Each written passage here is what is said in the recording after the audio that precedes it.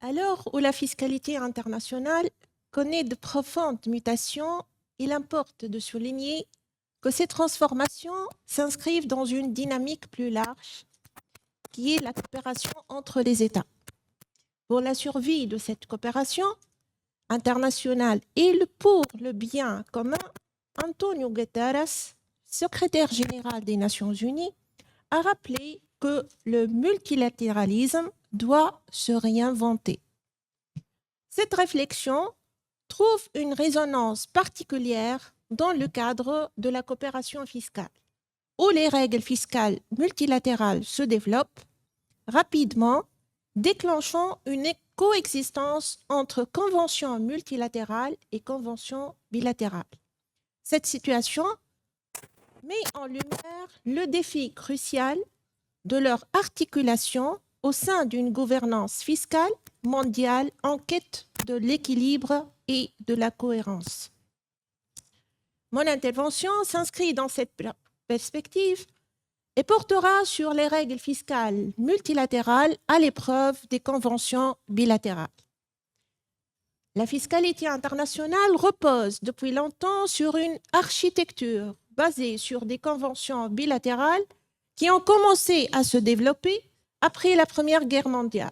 Ces accords bilatéraux sont donc conclus suivant un modèle mis en place aussi bien par l'OCDE que l'ONU. Les deux modèles ont inspiré plus que 3500 conventions bilatérales tenant double imposition, mais avant que les conventions bilatérales ne commencent à s'imposer, des tentatives ont été engagées par les Nations Unies en 1933 pour conclure des conventions multilatérales. Ces tentatives sont soldées par des échecs en raison de la difficulté à harmoniser des systèmes fiscaux nationaux fondamentalement hétérogènes. Dans ce cadre, une exception mérite d'être soulignée, c'est la Convention multilatérale concernant l'assistance administrative mutuelle en matière fiscale, adoptée en 1988. Sous l'égide conjointe de l'OCDE et du Conseil de l'Europe, cet instrument a marqué une avancée significative dans la protection internationale, notamment à travers l'instauration de l'échange automatique d'informations entre administrations fiscales. Néanmoins, sa mise en œuvre pratique repose encore largement sur la conclusion de conventions bilatérales, confirmant ainsi une prédominance du bilatéralisme dans le paysage fiscal international. Face à l'accroissement du volume des échanges et l'émergence de l'économie numérique, ce modèle bilatéral, fondé sur le principe de négociation entre deux souverainetés, se trouve de plus en plus vulnérable. Bien que vaste, le réseau des conventions fiscales bilatérales est considéré comme inefficace pour lutter contre la fraude et l'évasion fiscale internationale et assurer une bonne coopération fiscale internationale. Dans ce contexte, le multilatéralisme s'impose comme un cadre privilégié de la coopération fiscale.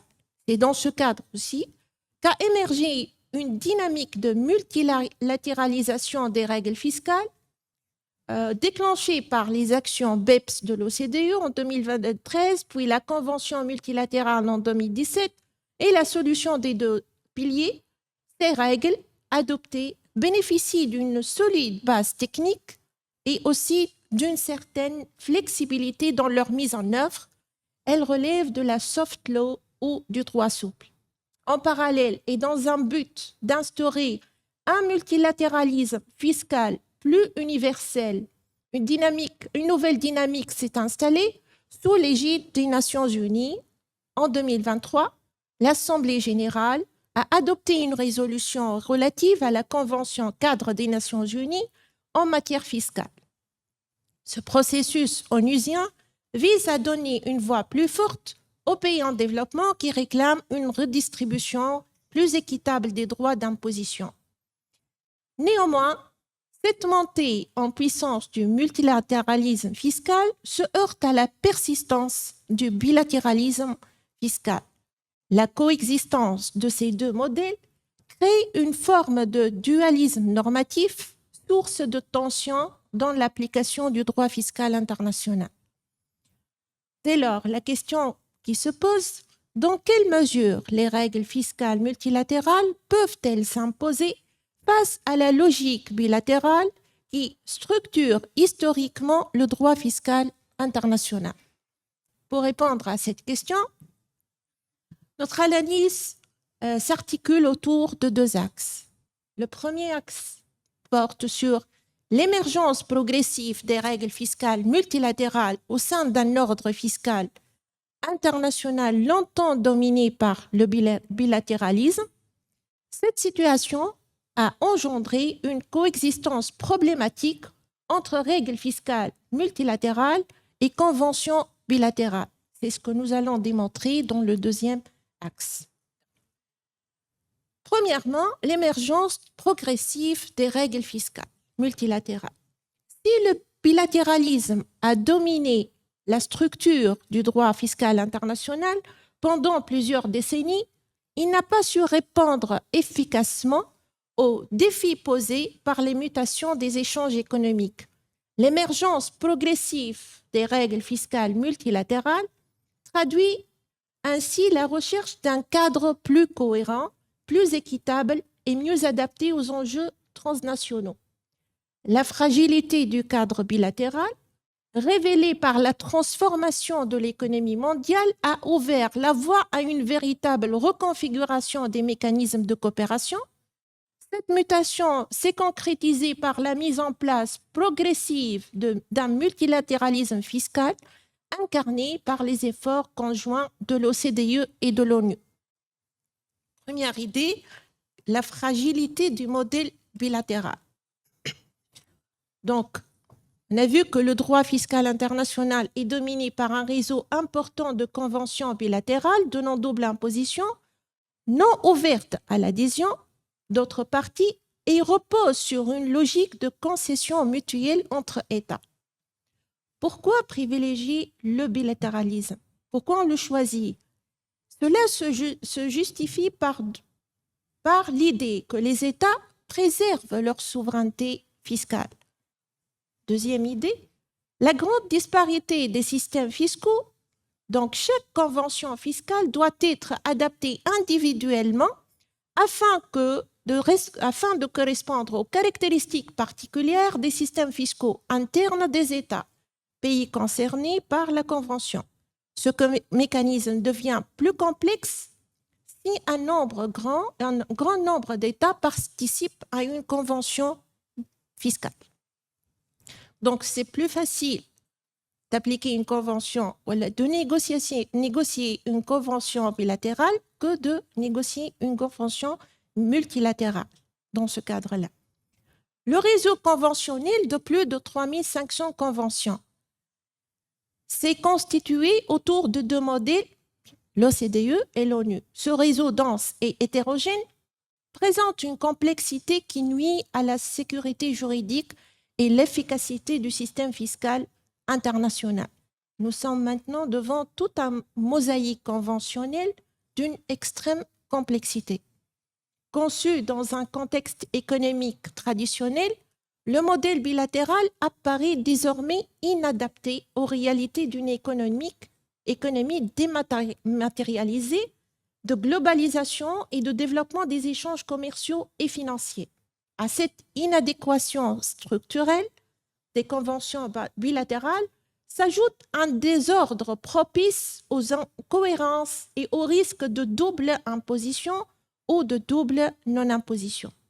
Par ailleurs, la prévalence de ces conventions bilatérales rend le système fiscal international particulièrement vulnérable aux pratiques d'optimisation fiscale agressive des entreprises multinationales. Bien qu'elle constitue un instrument souple pour organiser des relations fiscales au niveau international, la renégociation des conventions bilatérales est un processus lent et complexe, incompatible avec la rapidité des évolutions technologiques et économiques mondiales. Cette lenteur accentue le décalage entre les règles fiscales internationales et les réalités économiques actuelles. La fragilité du modèle bilatéral, mise en évidence par ses limites face à la mondialisation, a progressivement ouvert la voie à la recherche d'un cadre multilatéral plus cohérent et inclusif. Donc, le multilatéralisme, il est privilégié pour assurer une coopération plus efficace. Donc, il y a l'idée de l'émergence d'un cadre multilatéral par l'initiative de l'OCDE et des Nations Unies. Donc, nous assistons à une dynamique particulière de coopération fiscale portée à la fois par le renforcement de la gouvernance mondiale et la recomposition des instruments de cette coopération. Le multilatéralisme est considéré comme un outil privilégié pour résoudre la complexité des enjeux fiscaux internationaux. Cette nouvelle ère se caractérise par l'émergence du cadre fiscal multilatéral mis en place initialement par l'OCDE et consolidé récemment par l'implication accrue de l'ONU. Certes, les travaux de l'OCDE occupent une place prééminente dans l'architecture du système fiscal international. Toutefois, l'ONU intervient parallèlement en cherchant à rééquilibrer les rapports entre pays développés et pays en développement. Son intervention vise à offrir un cadre plus inclusif où les préoccupations des États du Sud peuvent être prises en compte. L'émergence de ce cadre multilatéral s'est concrétisée avec l'adoption sous l'égide de l'OCDE de convention multilatérale BEPS signée en 2017. Il s'agit d'un instrument multilatéral. L'OCDE a choisi le terme instrument. On va voir après l'ONU quel terme ils ont choisi. Cet instrument marque une rupture majeure avec la logique traditionnelle du bilatéralisme fiscal, sans passer par des négociations entre les parties de convention. Dans ce cadre-là, ces règles incluses tant les conventions multilatérales vont-elles supprimer les conventions bilatérales? Quelle est la relation entre les deux? Donc, toujours sous l'égide de l'OCDE et particulièrement le cadre inclusif BEPS, une solution reposant sur deux piliers a été présentée aussi pour résoudre les défis fiscaux soulevés par la numérisation de l'économie. Cette solution illustre aussi une nouvelle étape dans l'évolution du bilatéralisme. Le 8 octobre 2021, une déclaration sur une solution reposant sur deux piliers pour résoudre les défis fiscaux soulevés par la numérisation de l'économie a été adoptée. Ces solutions traduisent une ambition plus large, celle de la réallocation des droits d'imposer et celle de garantir l'application d'un taux d'imposition minimum de 15% aux entreprises multinationales. Les deux solutions ont été présentées sous forme de conventions multilatérales.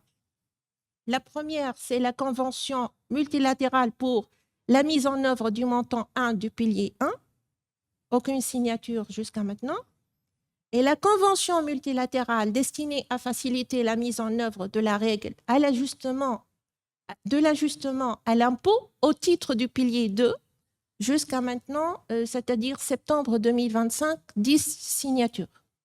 Toutefois, le multilatéralisme présenté par l'OCDE, à travers le cadre inclusif, est qualifié d'un multilatéralisme de club, dans la mesure où il est largement dominé par les pays industrialisés, reflétant davantage les intérêts et les priorités des membres de l'OCDE que ceux des pays en développement. Plusieurs États ont plaidé pour un renforcement du rôle de l'Organisation des Nations Unies pour la construction d'un cadre fiscal véritablement universel, plus démocratique et inclusif. Les négociations sont en cours pour l'élaboration d'une convention cadre, donc ce n'est pas un instrument, c'est une convention cadre des Nations Unies sur la coopération fiscale internationale en matière fiscale.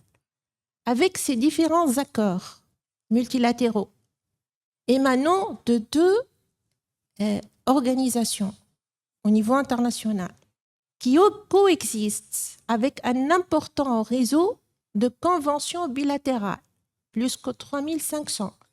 Nous nous retrouvons devant un réseau de conventions sous forme de mosaïque, sachant que dans le cadre de chaque convention multilatérale, il y a la possibilité des États de faire des réserves et des options, bien sûr, sauf au niveau des standards minimums.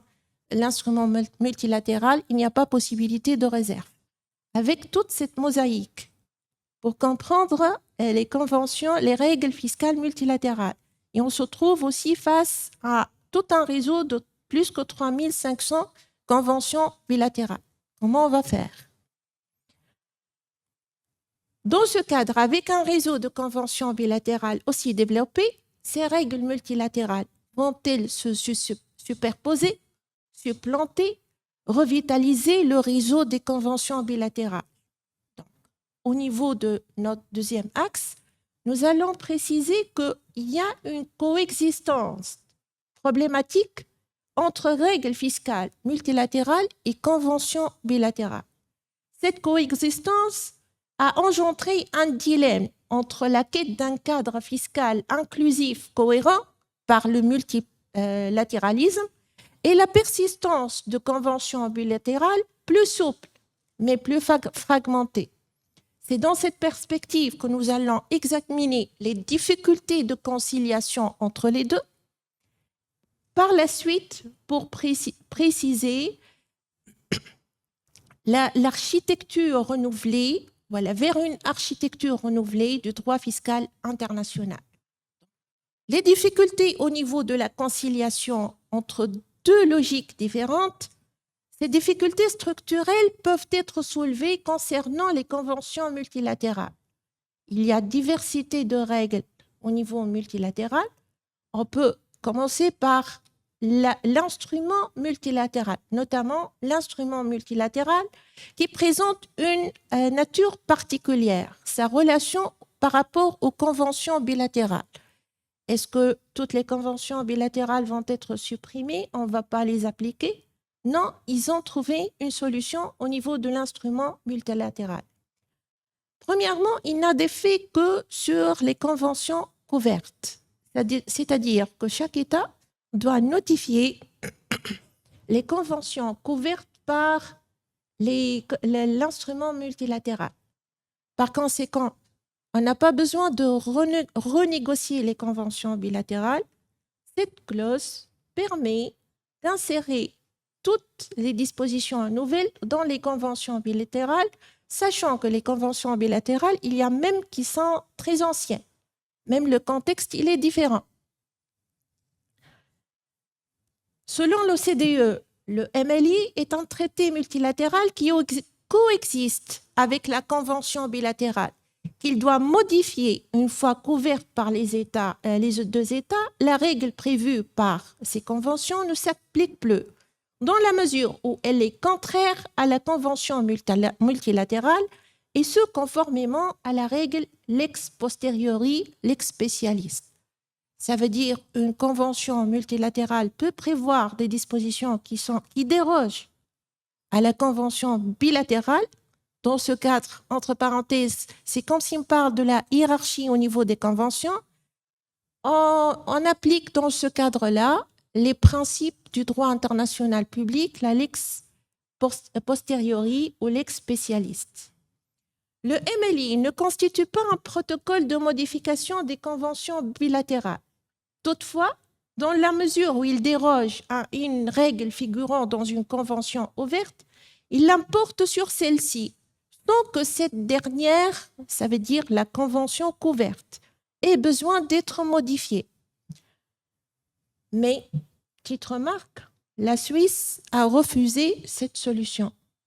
Elle a précisé que pour procéder à la modification des conventions sur la base il faut un accord entre les États contractants et portant sur le texte exact l'objet de modification. Donc, ils ne vont pas appliquer la solution présentée par le MLI.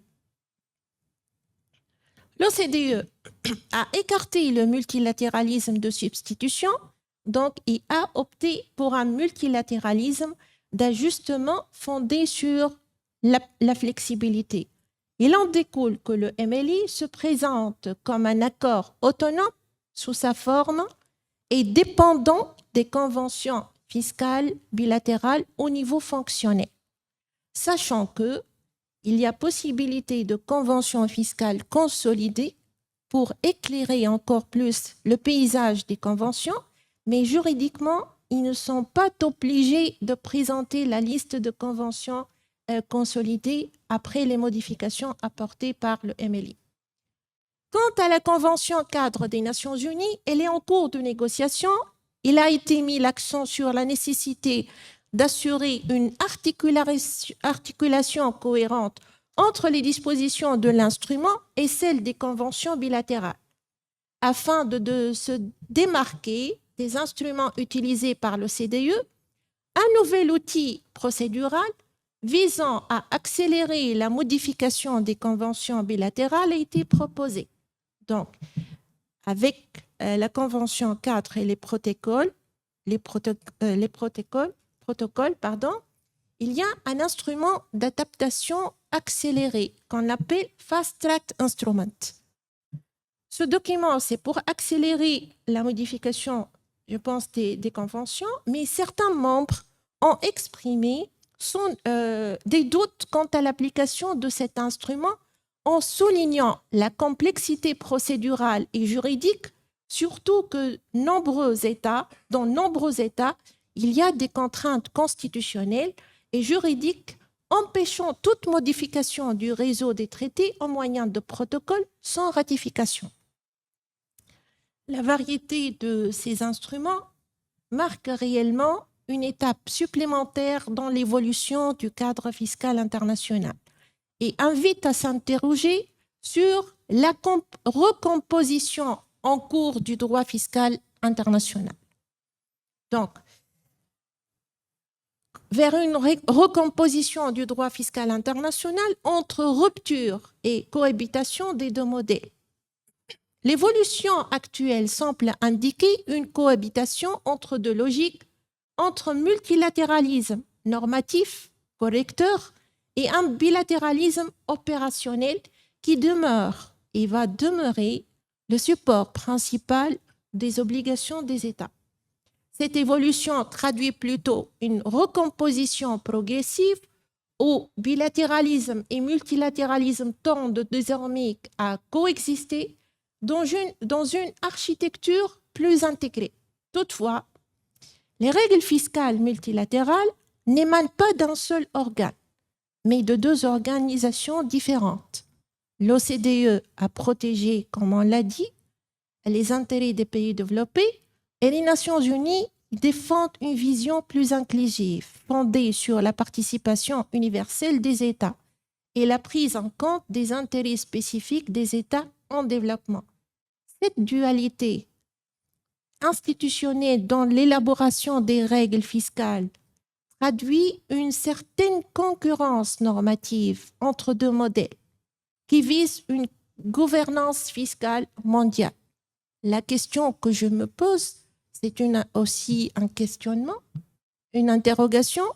Supposons après un État signataire d'une convention, la MLI, convention MLI, qui est en même temps signataire de la convention 4.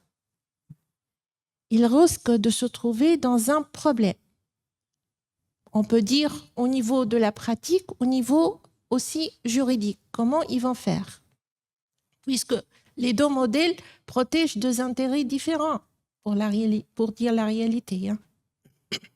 Cette situation engendre non seulement une insécurité juridique, mais une certaine incertitude. Les États se trouvent confrontés au défi d'harmoniser leur réseau de conventions avec les conventions ou instruments multilatéraux signés. Ces États risquent de trouver une difficulté de gérer la coexistence des conventions multilatérales aux logiques divergentes.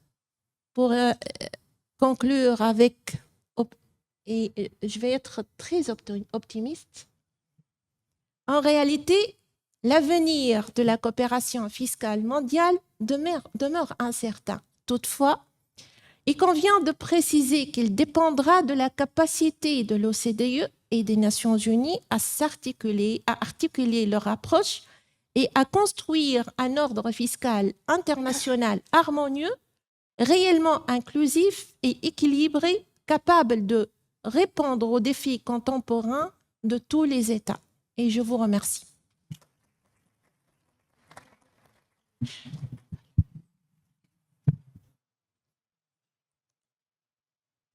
Donc, chers collègues, on vous remercie pour cette communication de qualité. Donc, ce qu'il faut retenir de cette intervention, c'est qu'il y a deux systèmes qui cohabitent, qui coexistent, un système classique bilatéral et un système qui émerge, le système multilatéral.